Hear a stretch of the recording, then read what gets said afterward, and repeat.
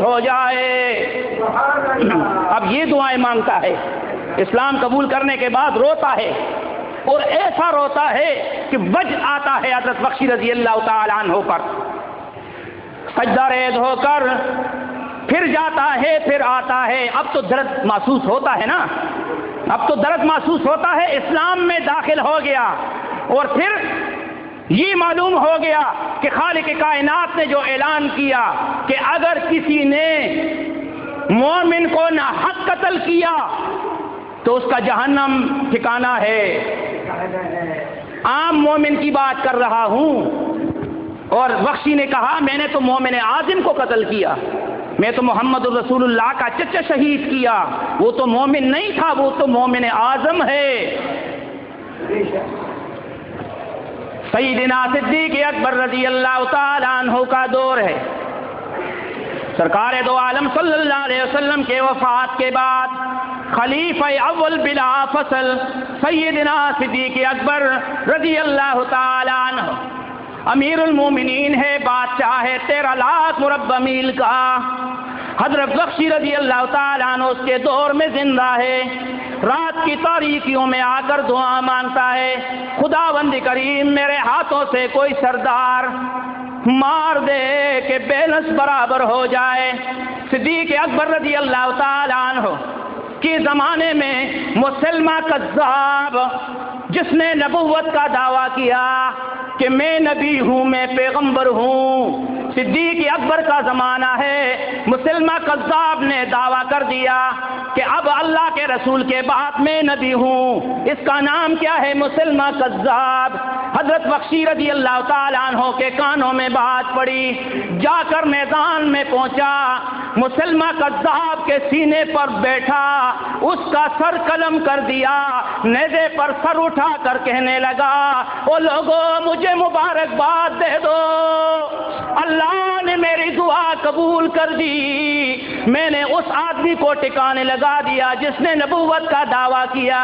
پھر التجا کرتا ہے خداوند کریم یہ میری آرزو، میری وہ دعائیں تو آپ نے قبول کر دی، اب رب العالمین میرے محبوب اپنے محبوب کی روح کو بھی خوش کرنے دے، میرا پیغام پہنچا دے، رب العالمین کس زبان سے تیرا شکریہ ادا کر دوں کہ مسلمہ کذاب جیسا سردار جس نے نبوت کا دعویٰ کیا میرے ہاتھوں سے مار ڈالا، میں نے دعائیں مانگی کہ بیلنس برابر ہو جائے، اور برابر ہو گیا، اس لیے کہ نبوت کا دعویٰ اس نے کیا، ان کا سردار تھا، مسلمہ کذاب ان کا سردار تھا جس نے نبوت کا دعویٰ کیا، اور بخشی اس کے سینے پر بیٹھ گیا، اس کا سر قلم کر کے نیزے پہ اٹھا دیا، لوگوں مجھے مبارکباد دے دو۔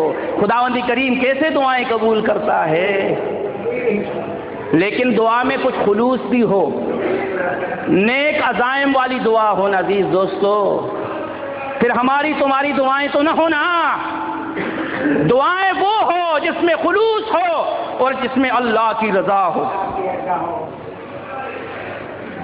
خالق کائنات کسی کی دعا رد نہیں کرتا، پہلے تو ہم اللہ کے بندے بننے کی کوشش تو کریں کہ اللہ ہمیں بندوں میں شمار فرمائے۔ بہت بڑی بات ہے کہ ہم انسانیت سیکھ جائے، نام ہے اسلام کا اور کام ہے شیطان کا، ٹھیک ہے نا؟ ہر انسان اپنے اعمال کی طرف دیکھو، میں نے بھی اپنے اعمال دیکھیں اور آپ بھی اپنے اعمال دیکھو، میں اپنے اعمال کی طرف دیکھ کر خالق کائنات کے سامنے کوئی نیک عمل پیش نہیں کر سکتا، اس لیے کہ جس طرح ہمیں حکم دیا گیا اس کے مطابق ہماری زندگی نہیں ہے، اپنی مرضی کی زندگی ہے، اپنی مرضی کی زندگی ہے۔ عزیز دوستو، خالق کائنات ہمیں وہ زندگی نصیب فرمائے کہ قرآن اور سنت کے مطابق ہو، جس طرح محمد عربی صلی اللہ علیہ وسلم نے ہمیں سکھائے، صحابہ نے ہمارے سامنے پیش کیے۔ پروردگار عالم سے دعا کرو کہ اللہ تبارک و تعالی ہمیں صحیح معنوں میں مسلمان بنائے۔ حضور اکرم صلی اللہ علیہ وسلم نے کیسے کیسے جلیل القدر شاگرد تیار کیے، کیسے کیسے شاگرد تیار کیے، ایسے شاگرد تیار کیے جس کا حکم ہوائیں مانتے ہیں، جس کا حکم پانی مانتے ہیں، جس کا حکم آنکھ مانتے ہیں، اور ہماری اور تمہاری بات تو اپنا بھائی بھی بچے بھی نہیں مانتے، ایسی ہے نا؟ ہماری اور تمہاری بات تو اپنے اولاد بھی نہیں مانتے، شاگرد بھی نہیں مانتے، اور ان کی بات تو جنگل کے درندے بھی مانتے تھے، ہوائیں ان کی غلامی کرتے تھے۔ فاروق اعظم رضی اللہ تعالی عنہ امیر المومنین کا دور ہے، 22 لاکھ مربع میل کا بادشاہ ہے، ایک زمین کے ٹکڑے پر آ کر کھڑے ہوئے، خوفزدہ ہو گئے، چاروں طرف دیکھنے لگا، صحابہ ساتھ ہے، فرمایا امیر المومنین کوئی محاذ سے جنگ کا خبر آیا، کیوں پریشان ہو گئے ہو؟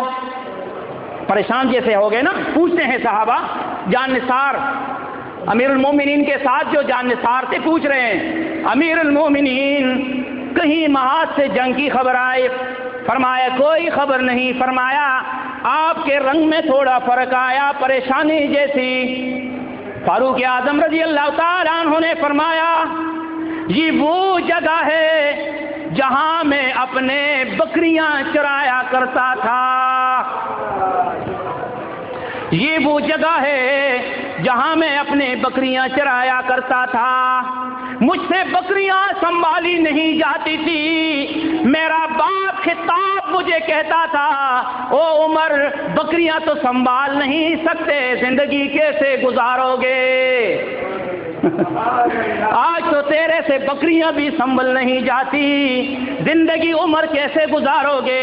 جب اس ٹکڑے پر آیا تو مجھے باپ کی بات یاد آیا، اور میرے ذہن نے، وہ میرے فہم نے مجھے سامنے نقشہ رکھ دیا کہ عمر تو وہ ہے جو تجھ سے بکریاں بھی نہیں سنبھال سکتی تھی، آج عمر تیرے زبان کے اندر اتنا اثر کہاں سے آیا کہ ہوا بھی تیرے غلامی کرتی ہے؟ یہ کس کا فیض کرم ہے؟ یہ کس کا فیض کرم ہے؟ یہ تو محمد الرسول اللہ صلی اللہ علیہ وسلم کا فیض کرم ہے کہ آج تمہیں وہ تعلیم مل گئی، آج تمہیں وہ حکومت مل رہی ہے کہ تم تو کچھ بھی قابل نہیں تھے، محمد کے تعلیمات نے تمہیں بلند کر دیا۔ جنگل کے درندے تمہاری غلامی کرتے ہیں، آگ تمہاری غلامی کرتے ہیں، پانی تمہاری غلامی کرتے ہیں، یہ سارا فیض کرم محمد الرسول اللہ، اس کی تعلیمات کا اثر ہے۔ امیر المومنین ہے، بادشاہ ہے، کتنے؟ 22 لاکھ مربع میل کا، چھنا ہوا آٹا نہیں کھاتا تھا، بغیر چھنا ہوا، گھر والے کہہ دیتے کہ چھنا ہوا آٹا آپ کو کیوں نہ دے؟ فرمائے کیا پوری امت کو چھنا ہوا آٹا مل رہا ہے؟ تب میں کھاؤں گا۔ جب بادشاہ ایسا ہوگا تو زمین پر کیسا عدل ہوگا، زمین پر کیسا انصاف ہوگا؟ جب ساری رات پہرا دیتا ہے عوام آرام سے سوئے رہے، اور آج بادشاہ آرام سے سو رہا ہے اور عوام لوٹ رہا ہے، یہ سارا نقشہ بدل گیا، اس لیے کہ ہم نے تابعداری محمد الرسول اللہ صلی اللہ علیہ وسلم کی چھوڑ دی۔ جب تابعداری آئے گی تو پھر بات بنے گی۔ عزیز دوست سنو، ابھی امیر المومنین 22 لاکھ مربع میل کا بادشاہ، نماز بھی خود پڑھاتا ہے 5 وقت، بادشاہ ہے،